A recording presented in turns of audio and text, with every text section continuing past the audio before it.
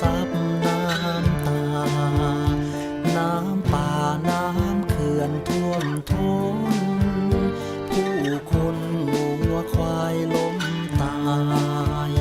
เห็นข่าวเห็นเธออ่อนล้ายังไม่รู้ว่าเธอจะเป็นอย่างไรหลายคนไร้ที่อาศัยมาช่วยปลอบใจมาช่วยกันแบ่งเบาไทยกับลาวเราคือพี่น้องกันอันสายสัมพันธ์ไม่เคยจืดจางยามทุกข์ไม่เคยทอดทิ้งกันเธอกับฉันช่วยกันอยู่เสมอยามนี้เห็นเธออ่อนล้าฉันจะเป็นกำลังใจให้เธอน้ำท่วมมันจะมากแค่ไหนแต่น้ำใจ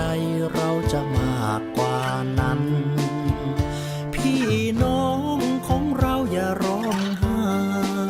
ขอเป็นแรงใจให้ต่อสู้กับปัญหาน้ำท่วมสักวันคงเหือดหายแต่น้ำใจยังหลั่งไหลไปสู่ลาวเธอเอ่ยอย่าร้องไห้ฉันยังเป็นกำลังใจให้เธอ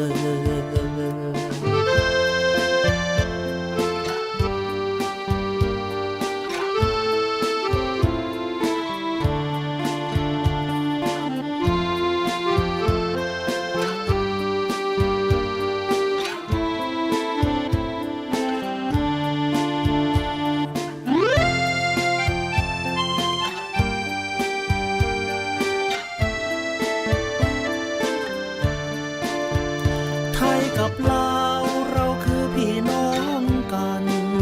อันสายสัมพันธ์ไม่เคยจืดจางยามทุกข์ไม่เคยทอดทิ้งกันเธอกับฉันช่วยกันอยู่เสมอยามนี้เห็นเธออ่อนล้าฉันจะเป็นกำลังใจให้เธอน้ำท่วมมันจะมากแค่ไหนแต่น้ำใจเราจะมากกว่านั้นพี่น้องของเราอย่าร้องไห้ขอเป็นแรงใจให้ต่อสู้กับปัญหาน้ำท่วมสักวันคงเหือดหายแต่น้ำใจยังหลั่งไหลไปสู่ลาวเธอเอ่ยอย่าร้องไห้ฉันจะเป็นก